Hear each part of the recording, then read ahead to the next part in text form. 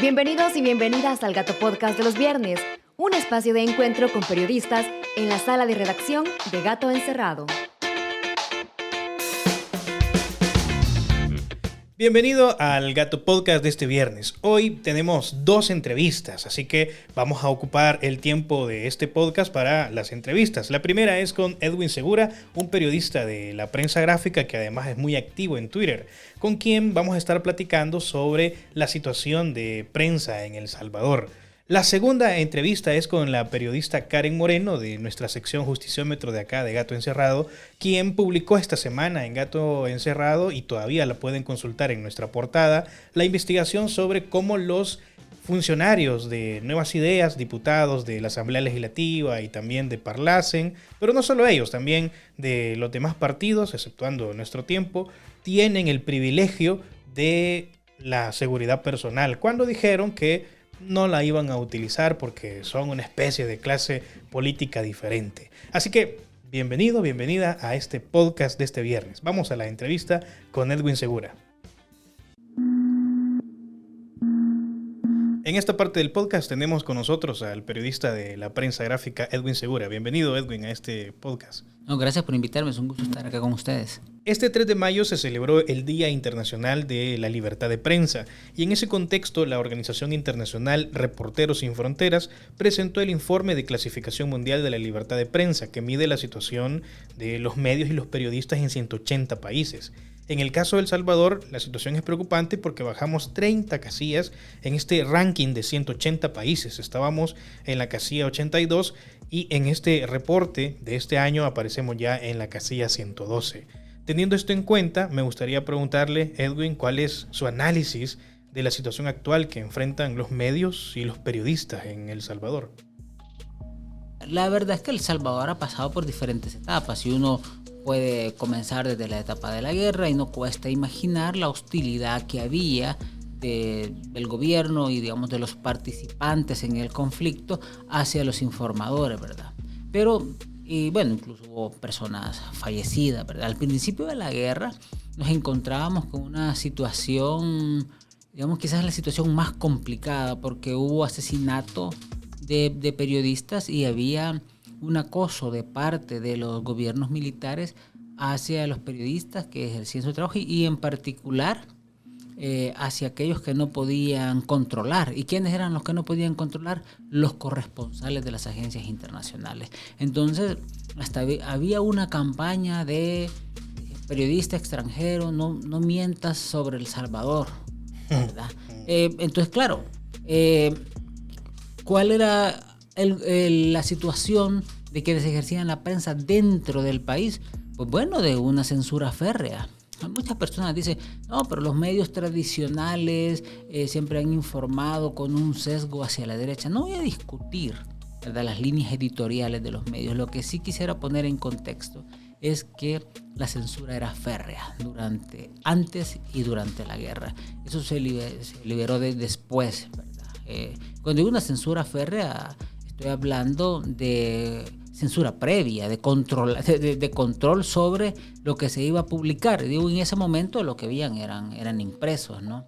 Incluso yo hablé una vez con un representante de los gobiernos de esa época, ¿verdad?, de Casa Presidencial, y me dijo, sí, nosotros revisábamos la transcripción de las noticias, el mecanografiado, ¿verdad?, antes de que pasara a plancha de impresión y todo eso.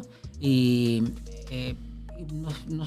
nos cerciorábamos de que no saliera nada que no nos gustaba. Entonces, en ese momento, lo que hacían los periodistas dentro del país era prácticamente tomar los comunicados del Comité de Prensa de la Fuerza Armada, ¿verdad?, y casi que no cambiarles mayor cosa, e ir consignando los sucesos de la guerra, las muertes, los atentados contra la infraestructura, cosas así.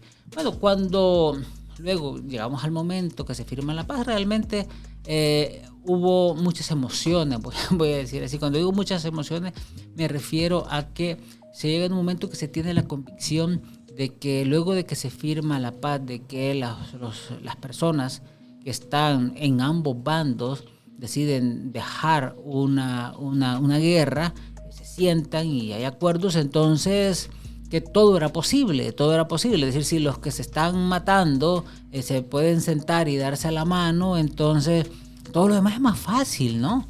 Entonces, claro, se comienzan a hacer reclamos, ¿verdad? Como más libertad de prensa, por ejemplo, ¿verdad? Y entonces ocurre que hay yo le llamo una explosión del periodismo en ese momento. Mejora la calidad de los medios impresos, pero también mejora la calidad de medios que eran nuevos para esa época, como la televisión, la radio. Venían las primeras generaciones, de graduados de periodismo de universidades privadas, porque de la UES ya había antes, entonces hay una profesionalización del periodismo. Y eso es los años 90. A principios de los 90, después de firmada la paz. Ahora, había dificultades para la prensa, siempre las hubo, porque nunca a ningún político en ninguna época, en ningún lugar del planeta, le va a gustar que le estén contando las costillas, ¿verdad? Y parte de la tarea del periodismo, bien entendido, es informar a la población sobre cosas que son de su interés. ¿Y qué cosas son de su interés o por qué son de su interés? Porque es información que le sirve a la población para tomar decisiones y para estar al tanto de lo que está ocurriendo. Y pocas cosas influyen, digamos, tanto como las acciones de quienes gobiernan. Entonces, y también la gente demanda esa información. Quiero ver qué está haciendo el gobierno, quiero ver cuáles son los resultados de lo que están haciendo. Entonces, los periodistas entendemos de que tenemos dentro de varias obligaciones, una que es la de la fiscalización del poder público, y la fiscalización del poder público no le gusta a ningún político jamás. Ahora, pasa todo este tiempo después de la guerra y hay cambios de gobierno y siempre hay hostilidad. Siempre hay hostilidad hacia los medios de comunicación por un tema en particular, por tratar de manejar la agenda de los medios. Y lo que había desde la prensa era una exigencia de más transparencia, ¿verdad? Una exigencia de mayor acceso a la información y al menos del discurso político. O es el discurso político, no de las acciones, ¿verdad? Desde el discurso político no se negaba la importancia de la libertad de prensa, no se negaba la importancia del acceso a la información, ¿verdad? Y no había ataques personalizados y peyorativos hacia periodistas. O sea, y si los hubo, eran pocos, ¿verdad? Sí. Pero no era la política desde el gobierno. Uno hablaba sobre libertad de prensa, sí, bueno, hasta publicaban páginas en los periódicos felicitándonos en el Día del Periodista o en el Día de la Libertad de Prensa y esas cosas. Es decir, claro, de repente uno estaba en la redacción, en el caso de la prensa gráfica, había un telefonazo, ¿verdad? Llamó fulano, enojado, porque publicamos esto, mira qué fue lo que pusiste, revisamos la nota, nos habremos equivocado. A veces reclamos dentro de lo que es usual y que nosotros como periodistas no vemos mal, ¿verdad? De que publicamos algo y nos podemos equivocar. Por supuesto que nos podemos equivocar.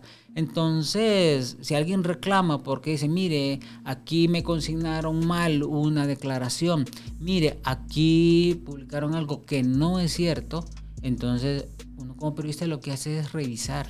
Y un periodista profesional es el primer interesado en no equivocarse y el primer interesado en corregir lo antes posible. Sí. Entonces, digamos que reclamos de derechos de respuesta y conceder el derecho de respuesta o reclamos por errores y publicar fe de errata es parte de la práctica común de un buen periodismo. Entonces, pero a veces no era solo eso, a veces el telefonazo era porque mira, no era el reclamo de que aquello era falso, sino que de que aquello era inconveniente políticamente, pues, ¿verdad? Y evitar que se publicara. Pero principalmente era cuando ya había salido publicado. Yeah. Pero sí, también, mira, vino fulano, me preguntó esto, ¿en qué andan, verdad? Entonces, sí existían ese tipo de cosas, pero como digo, eso era lo que ocurría tras bastidores, porque en el discurso público era de más corrección política, ¿verdad? En el sentido de respetamos a los periodistas, respetamos la labor de la prensa, respetamos el derecho de los medios a publicar información sin injerencia del poder estatal, ni ningún otro tipo de poder que pueda tener interés en lo que se publica. Ese tipo de cosas eran las que se decían. Bueno, y llegamos a este gobierno, ¿verdad? Y algunas cosas cambian radicalmente. Digo radicalmente porque se crea un discurso anti-medios de comunicación, un discurso en contra del periodismo, ¿verdad? Ya no, y la mayor, generalmente, en la mayoría de casos, es muy, muy injustificado. Y cuando nos equivocamos, y corregimos como solíamos corregir siempre, ¿verdad? Entonces recibimos un montón de ataques y por aceptar un error nos tratan como que si fuéramos los peores periodistas del mundo, ¿verdad? En vez de ver nuestro profesionalismo por aceptar un error. Pero la mayoría de reclamos que hace este gobierno que son solamente descalificaciones, imputaciones. Yo creo que desde que yo ejerzo el periodismo, y es desde 1994, nunca había estado en una situación, en una atmósfera tan deteriorada para ejercer el periodismo. Como hoy. Como hoy, sí. Y cuando dice que en los gobiernos anteriores habían reclamos y en este gobierno también hay bastantes y descalificaciones, pero aún así este gobierno nos dice en su narrativa y lo trata de imponer como esto es lo que se debe creer de lo que nosotros hacemos en contra del periodismo salvadoreño, es solo, este gobierno pues es solo descalificaciones porque están trabajando como si tuvieran una campaña en contra de lo que nosotros hacemos. Y llegan a decir cosas como el mismo presidente Bukele, cosas como nunca hemos disparado ni siquiera una bala de goma en contra de los periodistas, nunca hemos utilizado una lata de gas lacrimógeno, nunca hemos golpeado a un periodista. Entonces, ¿de qué se quejan? ¿Es necesario que lleguemos a ese tipo de cosas para decir que el periodismo actualmente y los periodistas actualmente en El Salvador no son atacados? Sí, vamos a ver. Voy a señalar algo que se me olvidó mencionar, ¿verdad? Con respecto a la diferencia de este gobierno anteriores. Es el acceso a la información. De dos cosas. Uno, el acceso a la información documental, que está cada vez más deteriorado, pero sobre todo el acceso a poder hablar con los funcionarios públicos. Muchas veces este gobierno se queja de algunos errores o del enfoque de alguna noticia después de haber negado entrevistas. Este gobierno tiene a medios de comunicación que no controla, los tiene vetados sin no dar entrevistas. Ahora, es cierto, el gobierno dice, mire, aquí no hay ningún periodista muerto, ninguno preso, ni hemos hecho ese tipo de cosas. Uno dice, mire, discúlpeme, yo como periodista lo que le estoy pidiendo es que usted sea transparente, que usted rinda cuentas. Y es lo que le pediría a cualquier ciudadano a los gobernantes. Pero como periodistas lo que nosotros queremos es poder fiscalizar el poder público, ¿verdad? Poder ver la información, verificar esa información y poder sostener pláticas con los funcionarios para que nos expliquen qué es lo que está pasando, ¿verdad? Eso es lo que nosotros pedimos. Ahora, la respuesta del gobierno prácticamente es, usted quiere transparencia, pues agradezca que no lo he metido preso, ¿verdad? O que no le hemos dado un balazo. O sea, discúlpeme, pero ¿por qué yo tendría que tener una enorme gratitud porque no he recibido ningún atentado contra mi integridad física si lo que estoy pidiendo es información y una entrevista? O sea, esa es su forma de decir que no. O sea, no y agradecer que no te agredo. Eso es lo que me está diciendo, porque si yo lo que le estoy pidiendo es entrevista e información y su respuesta es, aquí no hemos agredido a nadie y no hemos matado a nadie, es como que yo diga, mire, me puedo dar una entrevista. No y agradecer que no te agredo. Esa es la respuesta. Así la entiendo yo, no sé qué lectura tiene el gobierno. Ahora, supongo que el gobierno va a decir, miren, hay países como en México donde matan un montón de periodistas, no somos tan malos como México, no nos pongan en la misma lista. Bueno, tal vez El Salvador no es el peor país para ejercer el periodismo, pero sí es un país donde ejercer el periodismo es cada vez más difícil y donde el gobierno acosa, ataca y maltrata a los profesionales del periodismo. Y claro, ¿qué profesional que es difamado se va a sentir cómodo? Que te estén diciendo que mentís. Y bueno, y ahora ataques de lo más rastrero. Pues cuando digo de lo más rastrero me refiero a descalificaciones personales, apodos, un acoso en redes sociales tremendo. Hace poco estuve en una entrevista de una radio, ¿verdad? Creo que la gente del gobierno estuvo monitoreando la entrevista para encontrar algunos bemoles, alguna contradicción, algo que fuera cuestionable, en torno a lo cual hacer algún tipo de campaña en mi contra, ¿no? Una de las cosas que ellos creyeron como explotable, ¿verdad? Como para acusarme públicamente, ¿verdad? Y señalarme errores profesionales, fue que yo dije, ante la pregunta sobre qué tanta libertad de expresión hay en El Salvador, es que uno en El Salvador habla, ¿verdad? Pero la libertad de expresión no se limita solamente a expresar una idea o a transmitir una información, sino que a todos los actos previos, que es la búsqueda de información. Pero si el gobierno bloquea el acceso a las fuentes y bloquea el acceso a la información documental, entonces ahí hay un bloqueo de la libertad de expresión, porque ¿cómo puedo yo informar adecuadamente si carezco de esta información, ¿verdad? Entonces ya ahí hay un bloqueo.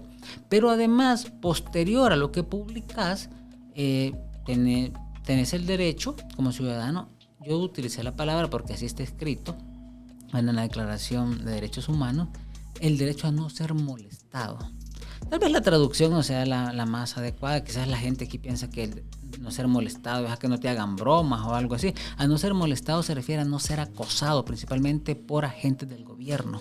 Entonces aquí yo me puedo expresar, sí, pero antes no he tenido facilidad de acceso a la información, no he tenido facilidad para hablar con los funcionarios, y posteriormente voy a recibir acoso y ataques alterando lo que yo digo, sacándolo de contexto, ¿verdad? Pero no solamente eso, sino que mintiendo ya. Porque después de esa entrevista, yo estoy acostumbrado a que luego de dar algunas entrevistas a algunos medios, sea televisión o radio, a que descontextualicen lo que digo, ¿verdad? A que lo alteren, pero esta vez lo que hicieron fue mentir, adjudicarme cosas que yo no había dicho, crear una cuenta parodia en Twitter, dicen parodia utilizando mi nombre y utilizando mi fotografía. ¿Qué de parodia tiene que tenga mi nombre y que tenga mi fotografía? Esa era una suplantación de personalidad. Sí. ¿Verdad? Bueno, a Twitter no le pareció eso, pero eso es otra historia. Entonces... Bueno, a Twitter no le parecen varias cosas. Sí, no dice, no sé... Y eso quería preguntarle también, ¿cómo lidia con la constante masa de troles que están ahí siempre atacando, burlándose, exponiendo, mintiendo, como ya lo han hecho en este caso que está contando? ¿Cómo lidia un periodista como Edwin Segura, que es muy activo en Twitter? Sí, mira, fíjate que yo siempre explico una parte sobre lo que yo publico y lo que digo en Twitter. Yo en Twitter normalmente me hago algunas preguntas que considero preguntas válidas. Se las hago a funcionarios. ¿Y por qué lo hago ahí? Pues porque no dan entrevistas, ¿verdad? Por ejemplo, acabo de revisar el último informe de recaudación fiscal de abril. El gobierno dice que lleva una recaudación de 15% arriba con respecto al año pasado. Pero luego, eso es con respecto a lo que se recaudó el año pasado. Ahora, con respecto a lo que tenía presupuestado, ¿cuánto es? Y sale el mismo 15%. Porque resulta ser de que según ese informe, lo que tiene presupuestado recaudar es igual a lo que recaudó el año pasado. Entonces, pero como hubo un aumento del presupuesto, en mi opinión no debería ser así. Pero claro, me gustaría decirle al ministro de Hacienda: mire, ministro, fíjese que usted dice que ha recaudado un 15% más que el año pasado hasta abril.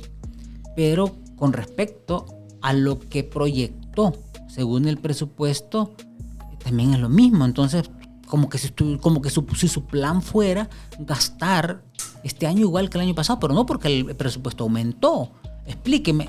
Podría ser una explicación técnica que yo no conozco, ¿verdad? O de repente, pero debe de haber alguna. pero yo no la puedo dar. Entonces, ¿por qué lo pregunto en redes sociales? Porque el ministro no acepta sentarse y nos quita mucho tiempo y sacarnos de la duda para que nosotros, junto con la información, podamos consignar sus explicaciones. Eso es todo. Esa es toda la ofensa. Eso es lo que le molesta al gobierno. Entonces pongo preguntas ahí porque no se las puedo hacer a los funcionarios. Y de repente los funcionarios publican algunas cosas. Yo tengo a veces información que indica otra cosa y lo que hago es compartir la información con la fuente ahí. A veces también opino algunas cosas y bueno, a veces cosas de fútbol, del espectáculo, entonces a veces hasta por eso se molestan. Entonces, ¿y qué es lo que recibo yo a cambio? Muchos insultos. Yo la última vez que hice un recuento tenía más de 2,000 cuentas bloqueadas. Y casi que el único criterio con el que bloqueo cuentas es cuando es un insulto con malas palabras. O sea que he bloqueado más de 2,000 cuentas por insultos con malas palabras. He bloqueado algunos por otra razón, ¿verdad? Pero principalmente es por eso y casi que es el criterio dominante. Pues así me va en redes sociales. Sí. Bueno, vamos a ir finalizando porque el tiempo es corto, pero me gustaría preguntarle, porque quienes nos escuchan, la mayoría no son periodistas.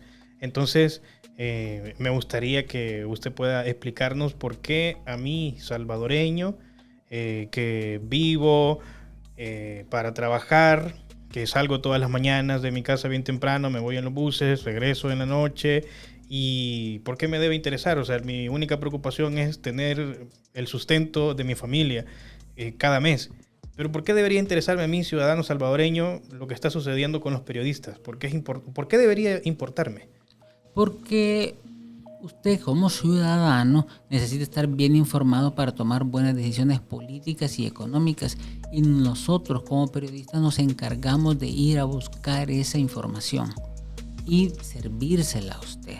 Ahora, si a usted no le parece la forma en la que Edwin Segura informa, entonces tendrá muchísimas otras opciones, pero habrá alguien a quien sí le gusta como Edwin Segura informa, y esa persona tiene el derecho de que esa opción exista. Y eso es lo que se celebró el Día de la Libertad de Prensa. El día en que se celebra de que se pueda ejercer el periodismo, de que se pueda publicar la información sin ninguna restricción más que honrar la verdad, ¿verdad? Y tener algunos filtros que yo le llamo desde la sensatez, ¿verdad? Porque hay algunas cosas que sí, a veces no hay que publicar. Estoy hablando de cierta violencia extrema, de algunos contenidos sexuales, algunas cosas así, de que, pues, como son audiencias bien grandes, pues hay que tener cierto cuidado, ¿no? Para no provocar un daño en vez de provocar un beneficio. Pero más allá de eso, lo que se debe publicar, pues todo.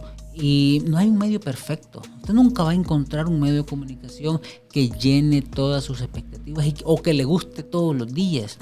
Pero usted tiene la opción de varios medios, e incluso habrá algún día en que el medio que menos le gusta le va a dar la información que usted andaba buscando o la información que usted necesita, porque a veces lo que uno necesita no es lo que uno anda buscando. Sí, y finalmente, hoy sí, para ir finalizando, de acuerdo. Me gustaría también conocer, a partir de la situación que estamos viviendo en El Salvador, tan hostil para el periodismo, y como ya lo decía también, que en su carrera este es uno de los momentos más difíciles para ejercer periodismo, y escuchando también al presidente de la Asamblea Legislativa cuando explotó hace un par de semanas diciendo: a los periodistas no los necesitamos, váyanse de aquí, y que pidan asilo y se vayan.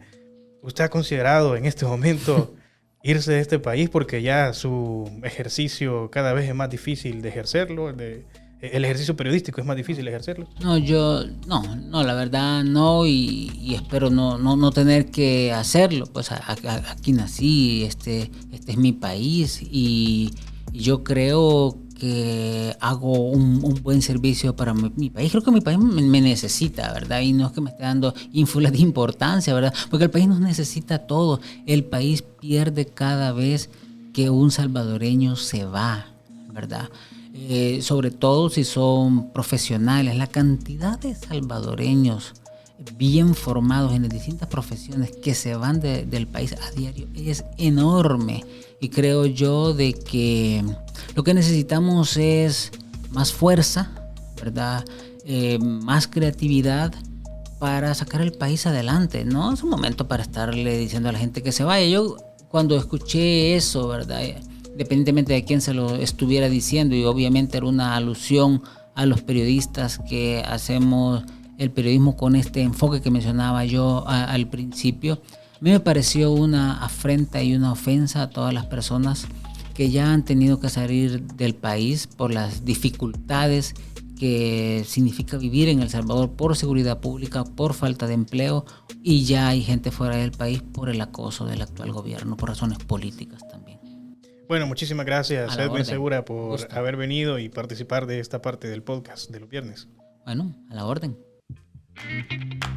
Y en el podcast de este viernes también vamos a entrevistar a otra periodista. Estamos hablando de Karen Moreno, quien es parte de la sección Justiciómetro de Gato Encerrado. Bienvenida, Karen. Un gusto estar en este espacio.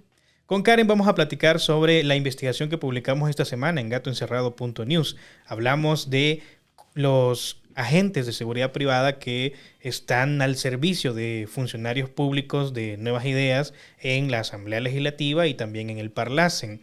Pero no solo Nuevas Ideas, también la gente del FMLN, de Arena, de Vamos, de PCN, PDC, tienen agentes de seguridad privada, exceptuando Nuestro Tiempo, el partido Nuestro Tiempo.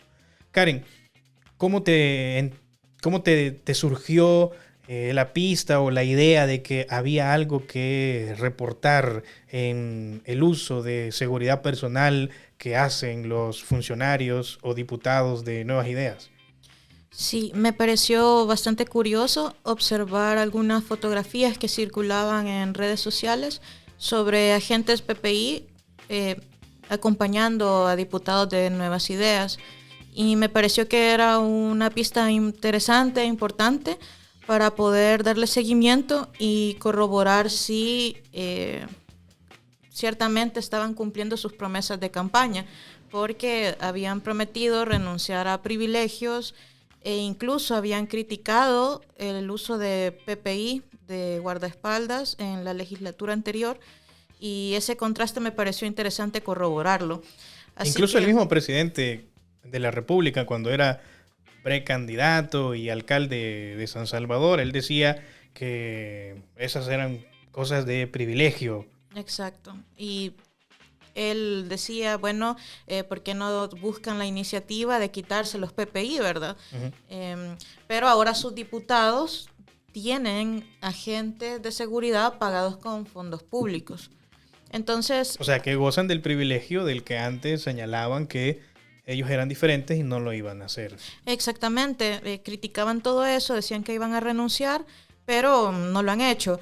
A partir de esa pista hice la solicitud de acceso a la información pública a la policía, porque los agentes PPI pertenecen a la policía. Es una unidad que se llama División de Protección a Personalidades Importantes, PPI. Y me contestaron la información. Solo que no la pude obtener completa porque no podemos saber cuántos PPI tiene cada uno de los diputados. No sabemos, por ejemplo, quiénes específicamente no tienen, quiénes tienen 4, quiénes tienen 3, quiénes tienen 1, 2. No podríamos saberlo. Solo podemos hacer como el promedio y ver que tienen unos 3 o 2 cada uno, ¿verdad? Pero esa es información reservada desde 2016. Aunque Cristian Guevara, jefe de fracción de Nuevas Ideas, te confirmó que tiene 4. Bueno, yo le pregunté cuántos agentes PPI tiene y él me dijo los que me permite la ley. Entonces, si buscamos la ley, si nos vamos a la ley, dice que pueden tener hasta 4 PPI. Podríamos decir que confirmó que tiene 4 PPI. Uh-huh. Bueno, si hay que quedarnos con las 3 cosas importantes de lo que publicamos esta semana en gatoencerrado.news sobre este privilegio del que gozan los funcionarios de Nuevas Ideas en la Asamblea Legislativa y en el Parlacen, y los demás partidos también. ¿Cuáles son las 3 cosas importantes que los lectores de Gato Encerrado deben quedarse con esa información, deben tenerla de lo que publicamos? Sí, yo creo que en primer lugar se cuestiona el hecho de que están afirmando que el plan control territorial es un éxito, que funciona. Si esto es así, entonces, ¿por qué es necesario tener agentes PPI si está dando buenos resultados el plan control territorial, ¿no? En segundo lugar, podríamos decir que hay un doble discurso, porque prometen una cosa, se quieren diferenciar de los mismos de siempre, como llaman a los partidos tradicionales, FMLN, Arena, pero están haciendo lo mismo. Y en tercer lugar, es importante la transparencia, es decir, que la población sepa cuánto se está gastando en agentes de seguridad, porque son los recursos de todos y todas. Entonces, cuánto se está gastando en PPI, cuántos tiene cada fracción, ¿no? Si se están cumpliendo las promesas de campaña. Esos son los 3 puntos Y en el importantes. caso de Nuevas Ideas, ellos tienen un pequeño ejército de 266 agentes al servicio de los diputados de Nuevas Ideas. ¿Son ¿Son más? No. 266 creo que era. Sí. Perdón, quería verificar, creí que eran menos, pero sí son 266. Sí.